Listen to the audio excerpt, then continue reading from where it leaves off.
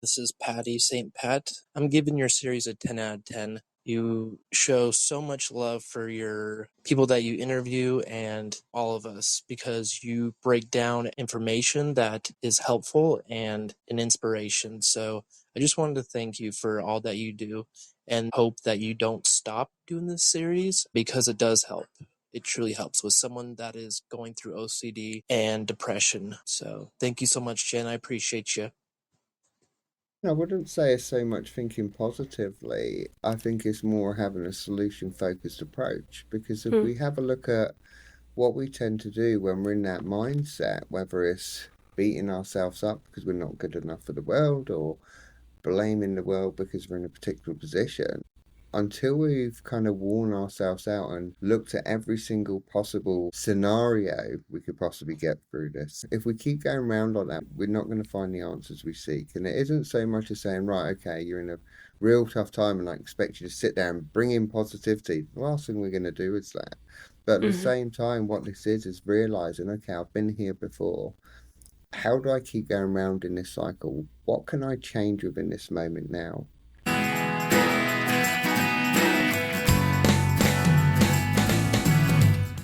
Today, we are welcoming Garon Green, who is an NCPS qualified counselor for anxiety, depression, grief, and addictions in the UK. And boy, does he have a story.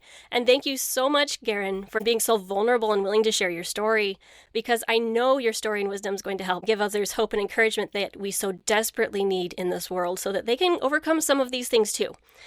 So you've dealt with homelessness, cocaine addiction, abandonment. You got pretty close to taking your own life. Some really, really dark, tough stuff.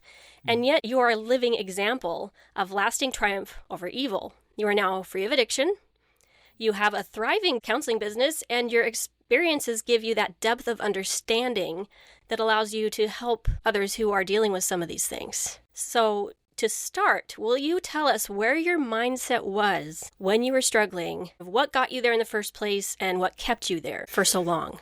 Well, it's quite hard going back to journey because there's kind of two sorts of aspects of how I dealt with things in life in regards to challenges ahead. One being the counsellor and one not being the counsellor. And I go back to the time of when it all first started off for me. I started reducing from taking the cocaine, which I was taking, to the point I massively isolated myself. And at that particular time, I had my best friend passed away from a motorbike accident, and that really hit me hard. And throughout my time for addiction, I lost a lot of my friends through either overdoses or suicide, which was quite tough to swallow. I myself had enough of my cocaine problem to the point I looked around me and had this kind of reality check of who am I? Who are these people around me? What am I doing with my life? To the point I completely had enough. Felt massively isolated. And I think when we go to that dark place, one of the hardest things is being alone and having someone to be there. And the harsh reality truth, there was no one there for me. There was countless people I helped in the past, and when it was my turn, nobody was there. And that hurt. That did hurt. At that stage in my life, I become more resentful towards the world. Instead of working with where I was more resentful of why am I in this position? Why do people turn their back on me? I'm a terrible person, etc., beating myself up to the point I remember being on a railway line back in 2010, pretty much hoping this train was going to take me out. And would I say courage or was I a coward? To this day, I still question that. I got off the lines and the train went past me, and I remember punching the stones on the railway line, and I was that frustrated that I couldn't take my own life. I was a wimp. I was a coward. I Mm. didn't even have the courage to do that. I was an angry guy, really angry guy after that particular moment, and I carried that for a while, and that's when I went into isolating myself. Somebody who was quite happy going in and out and about, even traveling on my own. I had no worries with that whatsoever, to somebody who in which I moved into, and I locked myself away for nearly 6 months in my parents' spare bedroom. Wow.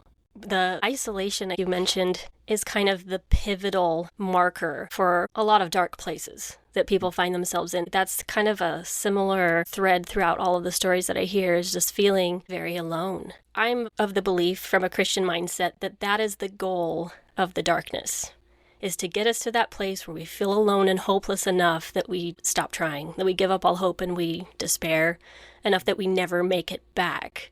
And yet you did. And I feel like it's somewhat rare I was listening to someone else talk about a cocaine addiction on another podcast, and they went to a rehab clinic, and he was dubbed the least likely to succeed by the people there. Sure. And he was the only one of 5,000 people that went through that clinic at that time who turned it around and never came back. So it's got to take some, I don't know, grit, decision. I mean, there's usually some kind of moment of decision where you decide, I can't do this anymore. I'm never going back, to be able to actually succeed. It can't be a maybe. It can't be, I'll try. It has to be 100%. Would you say that that's correct? Well, yeah, for you to make the change, because again, with any form of addiction, we can lapse or relapse, and normally 9 times out of 10, most people do, and that's what I tend to say to people, expect to have that happen, and that's where we learn and we become more resilient. I myself, I wasn't fortunate enough, I had no money or anything at the time, so there was no way me going to rehab, I definitely wouldn't have been able to afford it, and I generally had enough of my addiction. I did just stop. I had no help whatsoever from anybody with my addiction. I generally had enough. That was when I had a look at seeking support. I spoke to my mum at the time and I said to her, I said, you know, I failed. I need to get help. I really need to get help. So it took me a while, for about 6 months, to get the courage to go and see a doctor, to say, I need to break out of these 4 walls. When I went to the first doctor, it's a bit of a reality check. I went in there and spoke to this particular female doctor, and when I told her that I was sat on a railway line, believe it or not, Jennifer, she actually sniggered at me, which again, I can relate to the person you heard on the podcast, people putting that person down, saying, well, they're going to fail. Well, putting you in a box, almost like, I've had that happen to me on lesser levels, I suppose, different things, but it hurts. Yeah, it hurts so bad. That snigger, I mean, it says a lot. And maybe they don't mean it that way. I don't know. But the way that I interpreted it, it hurt. Yeah. I mean, I, like yourself, I was walking around very angry. And years back, it would have been highly likely I'd have probably been arrested and, well, let's just say damaged the room we were in. But I didn't. I walked away. That's when I inquired to have a look for some therapy support. And at the time, there was some support there. And I thought, being a guy, we don't need any help because we know it all, and I thought, I'll give it a try. Someone must be able to listen to me or point me in the right direction. I've even thought that as a woman before. I'm a pretty strong woman. Yeah, of course. But I know everything already that they're going to tell me. Why would I pay them for advice? I wish I could change myself. I know these things, but them telling me again isn't going to change the way I feel. That's a lot of the things that would go through my head. Sure. And we become quite, that's kind of part of us being defensive, because when we get support, we do make ourselves vulnerable. We're, let's be honest, telling people who we don't know our darkest secrets. Anxiety and depression, as you know, can work together quite well. And the depression of pulling myself to go to the appointment and the anxiety peaking up when I was driving there. I mean, I had to pull over a few times, and I'm not going to lie, I heard of anxiety. I heard about panic attacks, but I'd never experienced one before. I pulled over about 5 or 6 times because all this anxiety and panic. I thought I was having a heart attack at one point, but something kept me going. Well, you know, that's incredible because, again, the Christian way I look at it, I believe that the darkness works on our fear and uses fear to try to get us not to do the things that will help us the most. And so when I'm really scared, I've learned that that's the way. It's the thing I'm afraid of. And so you driving to the therapist and the darkness throwing all this stuff at you like, oh no, you shouldn't go. Yeah. She'll hate you. She'll think you're so stupid. She'll snigger again. All those things, and trying to scare you out of doing the one thing they knew would help you the most. That's I find kind of the scenario I see happening with a lot of anxiety is stop this person. Don't let them make progress. I find that really interesting, your view on that, and it's very similar to how I look at things. There's different times when I've been in tough times, I look up and I'm like, seriously? So I have an argument. I'm like, seriously, not today. Me too.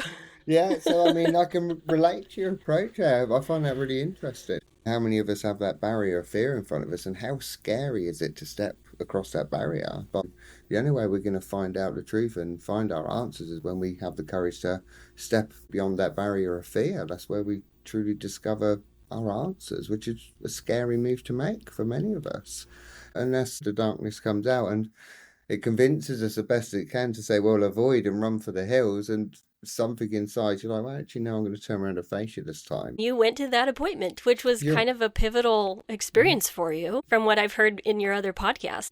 When I got there and the therapist was there, it was really interesting. I'm not going to lie, I had all sorts going through my mind when I sat in that waiting room. I always get anywhere early if I can.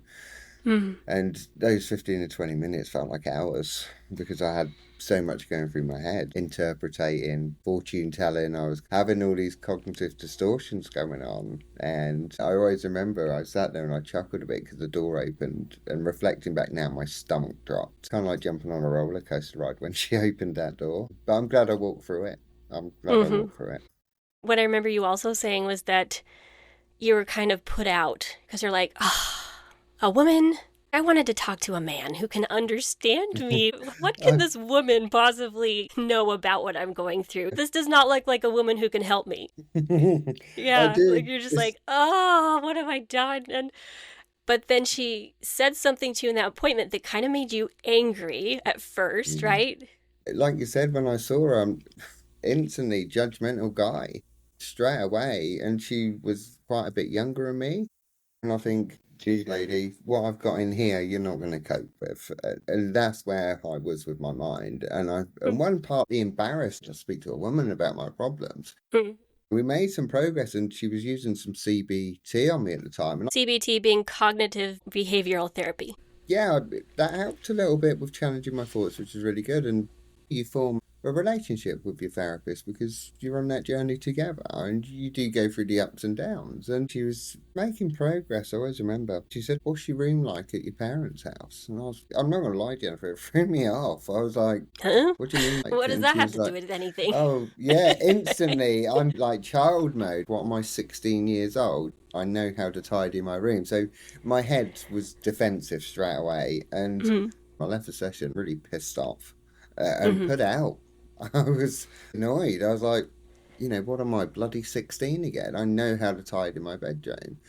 And I always remember it was really weird. Mind you, I was in between getting myself outside, going for nighttime drives. That helped build my confidence with the depression and anxiety. Because, as we know, we go into that comfort zone, and trying to pull ourselves out of that comfort zone bubbles quite hard. And I remember sitting in my room and I had a lot of studio stuff. It wasn't dirty or anything like that. It was just disorganized chaos. And this was the next day after therapy. So I had all my cables everywhere. And I remember sitting down and looking at it. And I was like, I suppose I could actually clear these cables. Because they have been like that for a little while. And I started doing it. And like what a book you recommend, I've ordered that book, by the way. A Monk's Guide to a Clean House and Mind. That's the one, yeah. And it was really interesting. I started clearing my room, and I done one corner, and I bounced onto the other ones. And when you're stuck in that isolation stage in depression of tidying your room, let's be honest, it's just as equivalent as climbing a mountain. The amount of effort it takes to pull yourself out of that hole and have that traction, that motivation. Do you feel it now? Gosh, it feels so long ago. I see my clients do this now. I was really proud of what I put together, just tidying that small part of my room. And eventually I'd done the whole lot. And that's going from somebody who couldn't even walk to the local shops. 5-10 minutes walk. I'd get halfway, bang, the anxiety peak. Turn around, jump back into my comfort zone, close my bedroom door and hide away from the world. And it was really interesting what I've learned with people over time, especially with some people who go to rehab and people I've worked with throughout my career. People always say about this tidy room creates a tidy mind. And when I've said that to different work colleagues, and I've done 16 and a half years of working in the homeless sector to addictions to where I am now in therapy, and many colleagues have had a similar background to me. That's why some of us do the work we do. Generally said, we all agree on that. Some of them learned that in rehab, and I thought, how interesting that something so simple can spring us into something so big. And as you know yourself, it's getting that motivation to be able to do it. And that is probably one of the hardest transitions I ever had to make. Yeah, it really is. I was kind of on the opposite end where the depression and the anxiety that I dealt with, it was pivotal for everything to be perfect, or I couldn't function very well. I really needed that order, so I was a little obsessive about things being clean and tidy to the point that if it wasn't, I was out of sorts. It would stress me out to the point of being more anxious and angry and depressed, so that was kind of a lifeline for me. My parents had more than one child, and the house was often messy, but they made sure I had my own room, my own space, so that I could keep it clean and I could go in there if I needed to and just kind of shut the door and have my space. I wonder if that's why when I start making some aha moments of, oh my gosh, I can heal this? No way. That was already kind of in place. And I had to relax on it a little bit, because it was a kind of an unhealthy level. Yeah. But it was easier to move forward because I had that clean space, clean mindset, wanting to stay morally clean as well. I was raised with the idea that cleanliness is holiness, is being closer to God and all of those things. Not to say that anyone has to have an immaculate house all the time, but that having that almost temple-like thought that the room that you're in, the reflection in it, can inspire the way you feel and think and move. And it makes it easier to get inspiration, I think, because there's not all of these distractions around you. And I find that really fascinating. With yourself, you're kind of opposite with me. I call people like that, I said, the greyhounds who want to get everything done and fly through it really fast, where I was called kind of more slow down and isolate. But as you know, trying to pull that in the middle, whichever either side you're on, and creating that balance and maintaining that, as you know yourself, is really hard to do. So it's really well done for you to pull the reins back. And as you know, we're not perfect. We are humans. We are going to wobble sometimes. I know myself every so often. I call it my anxiety gremlin would jump on my back. But instead of me letting it overtake me and absorb me now, I'm aware when the triggers come there. I'm not saying I get it right all the time because I'm learning every day. But I'm becoming more aware of it over the years, especially as I call it the anxiety gremlin jumps on your shoulder and you know it's there. But what do we do in the past? We kind of ignore it. We think, oh, we just carry on. But now I turn around and face it. I'm like, right, okay, I'm aware of you now. Let's dance. Let's have a fight. So I do. I tend to challenge it more. I think that's why I'm becoming a qualified therapist. Kind of solution focused, really. Working with clients and giving the ideas. As you know yourself, sometimes we have to hit this stuff head on. We have to step across that barrier of fear, which is scary. But we learn. Yeah. And gremlins can look kind of freakishly scary, especially if you look at the gremlin and it looks a lot like you. Oh. I don't think it's us. But again, that darkness wants us to think that we're ugly, wants us to think that we are the monster, and that there's nothing that can possibly change that. And there's even been times when this is a little out there, but I was reading a book about ancestors. And how ancestors' karma, ancestors that didn't quite get it. They passed on their problems to their offspring. And it's in our DNA and in the behaviors that we're taught. And they just never quite overcame those things. And then a lot of those are still here. And a lot of those are still connected to us. And that the book encouraged a process where you would look at yourself in the mirror. And you could do this with a therapist where they're looking at you. But if you wanted to do it on yourself, you would look at yourself in the mirror and just try to look straight into the eye and focus on that one eye. And what she described was that you'd often see dark outline or almost like a spirit that wasn't yours come out. And I thought, I'm not going to see anything, but I'll try it. Yeah. And I did it, and I looked in the mirror and my face started looking old. And it started to almost like turn black, and I could see something outside of it. And I had to stop. I was like, oh my gosh, what's in there? And it wasn't me. And I knew it wasn't me. But I was like, okay, I have some more work to do. And this wasn't even, I want to say, a year ago. So there's layers and layers and layers. And I think people get discouraged when they hear of, oh my gosh, this is so much work. But time is a gift. And it doesn't have to be looked at as work as much as just interest, curiosity. What is this? Almost like Sherlock Holmes, like playing Clue and trying to figure it out. It doesn't have to be brutally hard to let things go. And letting things go, the whole connotation of that is let's make things easier for you. And I can say, every step I've taken towards mental health and bettering my mental health, I thought, wow, this is the best I've ever felt. And then I'll reach that next level or a breakthrough and wow, this is the best I've ever felt. And it just keeps getting better. Not that I don't have down terms, because that's usually what inspires me to do some more work. But then the mountain I get to the top of after was better than the one I was on before, if that makes sense. Yeah. You hit the nail on the head. It was perfect to what you said in regards to the layers, because as we tear one layer across, we've got another one to explore. And we all have challenges every day and ups and downs. Welcome to life. But it's really interesting. You've given even myself a bit of insight in regards to looking at it as more of a journey. And even though I kind of interpret it a little bit different to yourself, with me, if a life scenario happens, I process quite quick. I'm very grateful for the tools I've learned with most therapists. These are ideas, these are theories, they're not facts.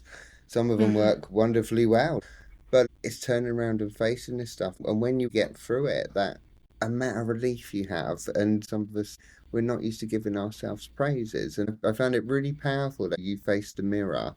And I use very similar here in the UK, and I normally say to my clients, eventually I want you to be able to go and face the mirror and be proud of who you see. So it's really interesting what you guys do over there in the States. I can't say this is anything I learned in therapy. Most of the people that I have gotten help from are life coaches, religious, spiritual, energy healers of that sort. I had therapy when I was a child, and that was comforting. I liked that. I think that therapists are starting to cross over into that area where energy healing has been for a while. And that's been exciting for me to watch, because they're starting to use some of those modalities that are actually able to change those neural pathways and release people from the grip that addictions and all of these things have on them. So I think therapists and therapy is making big strides forward. Sure. Because sometimes it takes science a little while to catch up to spirituality. And I think spirituality can get kind of convoluted too. So you have to be careful either way. Choose your therapist wisely. How far do you go into spiritual? It can be an ugly place if you go too deep. You got to be wise and make sure you're aligned with the light and all of that. But yeah, that's right. And I find that really fascinating. You're always exploring this. We're always learning. And I find it interesting what you say, because obviously I can only say what goes here in the UK, but I'm attuned to the likes of Reiki. I went down that route of spiritual understanding because when I was at that stage in my life, I was seeking something and I didn't know what. But it's interesting because it's become more accepted over here in the UK, more the spiritual element. It's like what you said there, and this is what I really admire about you, Jennifer, is you can go into this rabbit hole, but you have to be careful because you can push yourself too much with these things. We need healing more than ever. So many people are suffering. So many people are sick. Sure. We need more people who understand and know their worth so that they can, in turn, help other people to do the same. It feels a lot like a losing battle right now. I look at Big Pharma and it makes me a little sick to my stomach because it's making things worse, not better. And most of the people that I know who are in depression are taking some form of antidepressant, which makes them not want to get help. I understand because I've taken it. I took it for 10 years. But on the other hand, it just makes people very complacent to the point that they're like, I'm good. And they just kind of stay there and it's mediocre. Mediocre is no way to live. I think a lot of people think this is the best I can get because what I had before was so much worse. But me being on the other side, you being on the other side, I'm telling you, it gets so much better if you're willing to have some faith and take the jump. And I'm not saying stop taking your medication today. Let a doctor help you with that. That could be disastrous. Sure. But there is a life that is so much more joyful with or without it before. I don't know if I said that right, but I think you know what I mean. When I went down the route myself and I did try antidepressants, they generally didn't work for me. It's right that people do wean off their medication. They do not just stop. I think that can cause people more problems. You got to remember you've got to change your mind process. So having those chemicals at the time, I think they can help to a certain extent. But if you are ready to take the leap of faith, let's be honest, we find answers once we do that.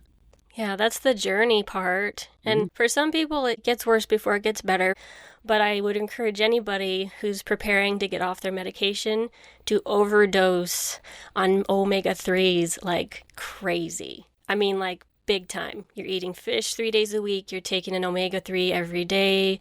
You're eating lots of nuts and seeds. That was the saving grace for me. That is why I was able to get off of it. I was deficient in healthy fats. Your brain needs healthy fats. So I can't say that's every single person, but I can say that most I've suggested that to who's done it, they noticed with or without the medication that it changed their anxiety level. It made them more calm and able to think. So just throwing that out there. Anyone who's thinking about weaning off with the help of a doctor, go crazy with the omega-3s.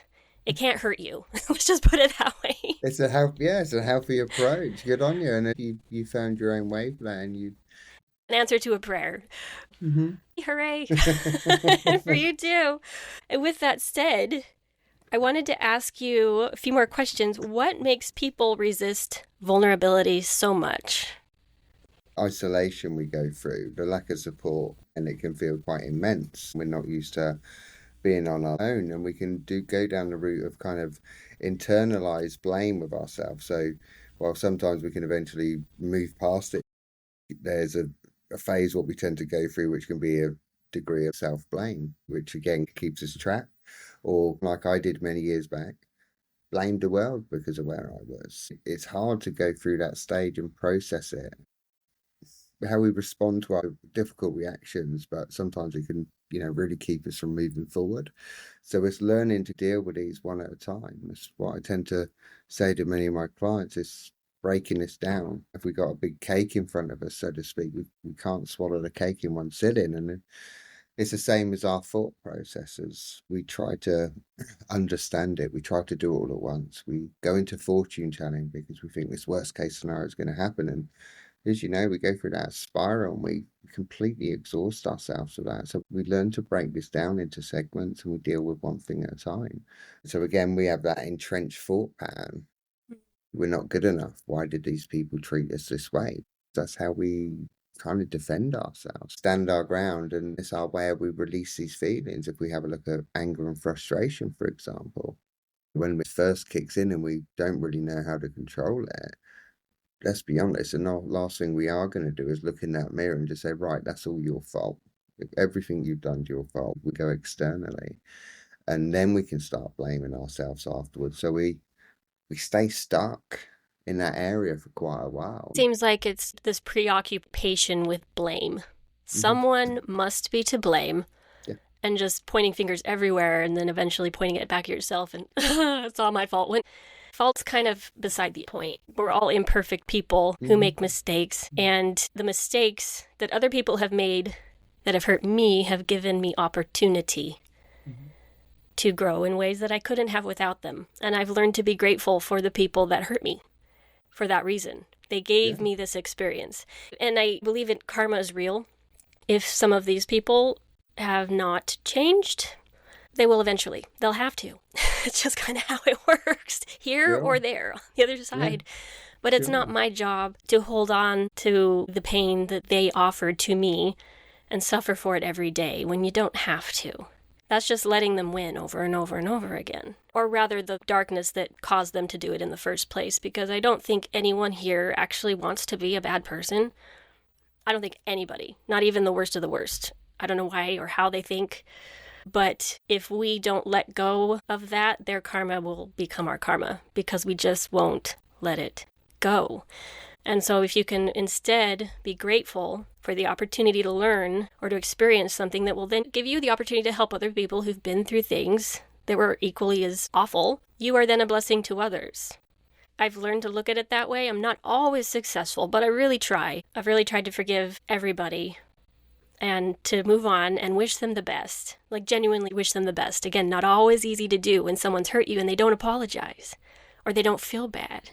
I think that's the hardest. When someone apologizes, it's like easy peasy, you are forgiven, no worries, thank you for saying sorry.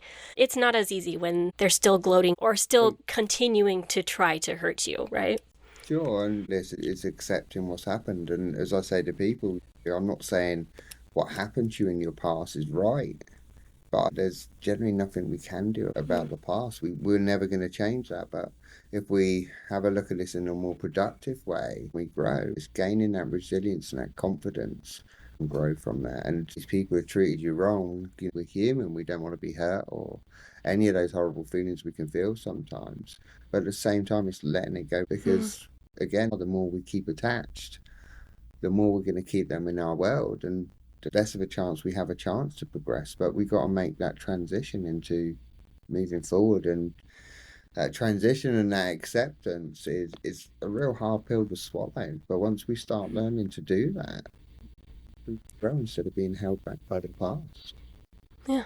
And I would add too, if you're in a situation where you're currently having to go to work with a toxic boss who makes your life a living hell on a daily basis, you have a choice. You have many choices. Oh, I don't have a choice. I have to work there. I've heard all of it, right?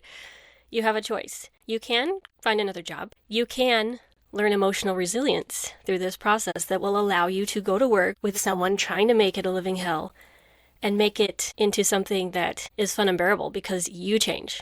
You change. And kudos to anyone who can do that. That's hard when you're getting beaten down on a daily basis, but I've seen people do it. And it's incredible the person they become. It's like this battleground every day, and they get stronger and stronger and stronger. Or you can just get beat up every day. I mean, that's happened too. So, and in that case, if you just can't take it, go somewhere else, figure it out. But if you're in a toxic marriage right now that you're not quite ready to get out of, or you're working on it, whatever these situations are, you have choices. You can change. I did it. I was in not the best marriage situation, and I got to the point, and it was because of my life coach at the time. She told me, you figure out how to be happy in the situation you're in, because if you don't, you're going to leave a messed up person and just go find another messed up person to share another messed up marriage with. It just wasn't a real great marriage. Emotionally, we just weren't getting along very well. So I was able to get to that point where I can genuinely say I was happy in what should have been a pretty miserable situation. And then I felt like, okay, I'm now in a place where I can make that choice. And I felt like I could leave. Sounds like you built your resilience up to that and made that change for yourself. I didn't have the best of marriages myself many years back, unfortunately. It's violent on that other person's side of things, and it was tough. But again, what I learned from that was building my assertiveness, putting my boundaries in place, and looking at things like my I statements, what I require from things, and they weren't matching me. So I had to make that conscious choice. And again, it's all about taking a leap of faith, which I did, and I learned a lot from that. As harsh as it sounds, I won't ever be treated like that again. And I had to learn hard. We go through that self-discovery, and sometimes when it comes to relationships, we tend to forget who we are because we gel into that other person. Especially certain personalities. And then what do? You want to break free. I felt like I learned a lot when I was single that I couldn't learn when I was married, and things I learned when I was married that I couldn't learn when I was single. So what would you tell someone who has been fighting, but their willpower is waning? They're at the point where they're just so tired and they feel like giving up. It's all about your power, your thought process, cognitive flexibility, or what we call resilience. And instead of being trapped by unhelpful thoughts, you learn to challenge them. Challenge the thoughts. I love that. And we generally direct our mental energy towards solutions and possibilities. Because if we focus on how the world punished us, we're going to be absorbed by that energy. We're going to put so much brain focus onto that. And there's so many people go down that route and keep going around in that cycle and don't understand why they're in the same place. Now, quick question on that. Would you say that it's harder for people like this to challenge the thought and think positively, or to follow that rabbit hole down towards drowning? I mean, I feel like people say, well, it's just so hard. And I remember it being hard because it wasn't in my nature. And yet, I feel like it's just as hard or harder to put that mental energy into a bad place personally, when I didn't even realize how hard I was making it. I thought, no, it's too hard to think positively. I can't do it. Again, I wouldn't say it's so much thinking positively. I think it's more having a solution-focused approach. Because if we have a look at what we tend to do when we're in that mindset, whether it's beating ourselves up because we're not good enough for the world, or blaming the world because we're in a particular position, until we've kind of worn ourselves out and looked at every single possible scenario we could possibly get through this. If we keep going around like that, we're not going to find the answers we seek. And it isn't so much as saying, right, okay, you're in a real tough time and I expect you to sit there and bring in positivity. The last thing we're going to do is that. But at the same time, what this is realizing, okay, I've been here before. How do I keep going around in this cycle? What can I change within this moment now? Instead of being trapped and thinking, but I've been in this position before and I failed. That's because you weren't ready to learn. Until you're ready to not go down the rabbit hole of the ultimate fear or worst case scenario, and you sit, and what we do is stop. We learn to observe our thoughts. And then we question, right, okay, how can I change? What can I put in place to make a different direction than what I'm used to doing? Because we're kind of built like a computer program, so to speak. So if we're in danger, we respond in our old ways. That's what we do. That's our defense mechanism. But if we respond in that same way and expect a different outcome, we're simply not going to get that. So we have to acknowledge that we have made the wrong choices, which has got us to where we are, but make that change forward and that here and now moment of this is where I am. I've been here. I know I've done it thousands of times throughout my journey in life. And I get frustrated that I'm still in this same place. Why am I not changing? And you think about how much brain space that takes and how much resilience you have to really learn, even going down that dark way. You've got to build one hell of a resilience on that. But you think about if you could switch it the other way and just stop in that moment and think, right, okay, how can I pull myself out of this hole? If I can push myself to breaking point of that dark place and overanalyze every possible worst case scenario, you think what you could do if you switch and you think, well, okay, what can I do to take a step forward? My first step was going for walks late at night because there was hardly anyone around. So I started building my confidence. And it's the same when people go to the gym. If you want to build up your endurance and stamina, you're not going to do it within that first day. You might push yourself and damage your body. I know plenty of people who do that. But it's retraining your mind. You used to respond in the way you do. But we get to that stage when we get fed up of it and worn out by it. So we want to make that change. So we build that resilience. And then we say, okay, what can I do to make that step forward? There's always something in front of us which we're in fear of, that barrier where we're not ready to face it. And as I said earlier, sometimes we have to step across that barrier of fear to find the answers we seek. And it is one of the hardest things for any of us to do. But as you know yourself, Jennifer, when you do it, like you said, peeling away those layers and you reflect back, you look at the relief you have when you take that first step. But then when you reflect on all the years you tried the other route, and there's many people who I've known in my personal life, and me included, and my private work, how many times have we gone round in that cycle? How many times have we said, oh, we've done it again? But we're not ready to make that transition until we're ready to learn. So I've seen some amazing people really push themselves to breaking point until they're ready to learn. Some people have to do that to have that realization. I want to change now.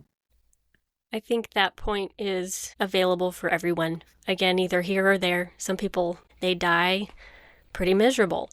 It's my goal with this podcast to shorten that time for a lot of people so that they feel inspired by the things that Garon is saying and to help you understand you don't have to suffer any longer than you choose. When you're ready to change, it comes flooding in like an avalanche.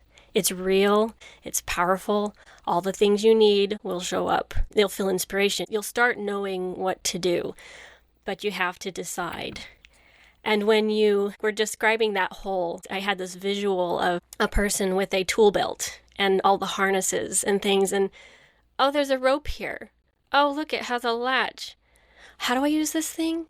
Oh, maybe I can get out of this hole. And I think being where I was depressed was in that hole without any tools. Completely stuck. There's no way out of this. But what you teach your clients, what I teach through this podcast, what I teach people when I do sessions with them in astrology is how you tick, tools you can use that can get you out of this hole. And if you find yourself in that hole and suddenly you're like, oh yeah, I have these tools, and you start trying them, and maybe you've never tried them before. Maybe you've never swung a hammer. It's a little rough at first. Sure. Or you've Yeah. never climbed a rope, but Mhm. you start to try and you're like, oh wow, I made it 5 feet. And Yeah. that's improvement. And you start to get stronger, or you learn how to use the tools better. And it becomes second nature for you that, oh yeah, I've been here before in this hole. I know how to get out. No problem. Yeah. And 10 minutes later or an hour, whatever it is, in some cases, 3 months later, when my husband left me, it took me 3 months to get out of that hole. but I mean, that's pretty good for getting abandoned. I mean, that 3 months, 3 months. that's not very long for That's- that kind of a big kind of event. I was devastated. Just alone with that, with you saying that, it's like she definitely put some work in there in 3 months, and it sounds like you hit it head on. And what I added to what you said earlier, and I was kind of getting really excited about it in regards is that we find that inner spark. And I mean, it's what I say to people: when you find that inner spark, that's when the magic happens. And well, with you in 3 months, you must have really hit that head on, and it's what I say to people. I was like, this sucks. This wasn't my fault. And I'm not going to let him ruin my life. And I said, God, you have 3 months to help me get through this. And after 3 months, I'm done processing. So let's get going. That's it. I would wake up at 3 a.m., couldn't sleep. I'd go on 8-mile runs. I scheduled lots of coaching appointments. Wow. I joined a soccer team. I hadn't played soccer in like 15 years. But I was like, I love soccer. It'll be something that I can do with other adults that will keep me occupied. Good on And it ya. scared me. I'm like, what if I suck? But I played on it. It was fun. I did these things that were very proactive. I was like, I will sit here for one day and be sad. And now it's work time. Yeah, good on you. And you've learned to get it done. If you can do it, I can do it. Your listeners can certainly do it. And it's being brave to take that step out of that cycle. As you know, it's really hard. It's one of the hardest things to do. And then you're on the next stage. I'm on similar journey to yourself. We have wobbles, but it's all about maintaining it now. And years of hard work into this. And let's be honest, life hits us sometimes with real big curveballs, but once you start learning the tools to work with it, it's becoming more kind of friendly with anxiety and depression and working with it instead of kind of trying to fight against Don't it. see him as a threat, just something you can learn from.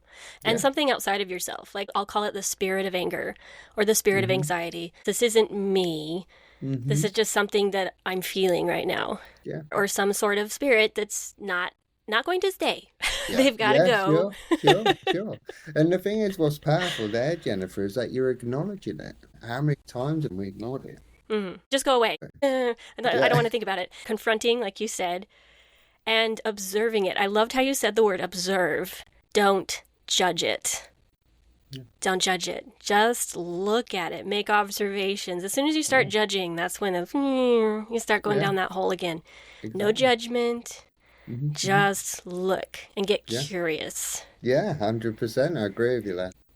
So is there anything else you would like to say to our listeners before we close today? What I would like to say to people out there is when you're in that dark place, and hopefully I might be able to reach out to one of you. I genuinely was in that dark place, and one of the hardest things I ever found was reaching out for support. But I can assure you the relief you have when that one person hears you.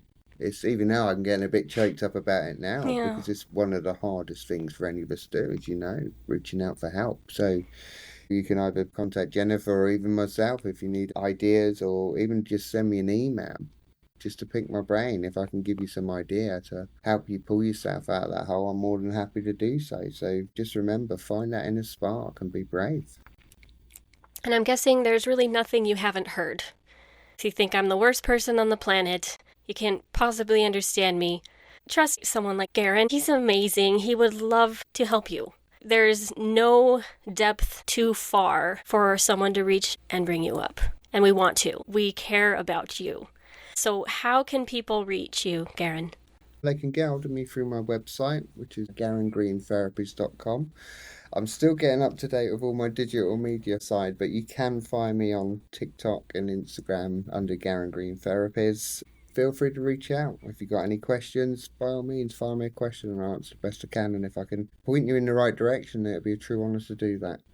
Awesome. Yes, please just email him. Send an email, ask a question, and see if it feels right for you. Thank you again, Garon, for meeting with me this morning. What time is Lovely. it there in the UK?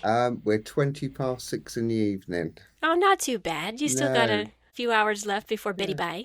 Yeah, exactly. It's a fresh day for me. It's 10:18 a.m. So. Oh, wow. Well, whatever you do today, and sincerely, thank you so much for giving me this opportunity. I've locked this away for so many years, Jennifer. So thank you.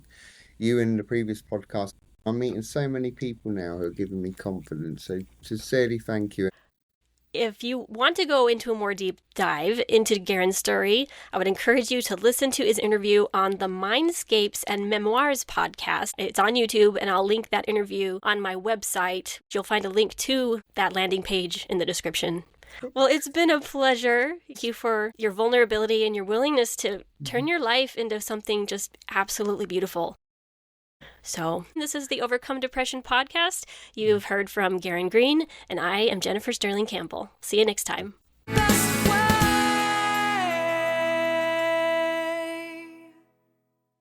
If you are new to this podcast, please go watch all of the hashtag introduction videos first, and then consider downloading the Overcome Depression workbook. Links in the description.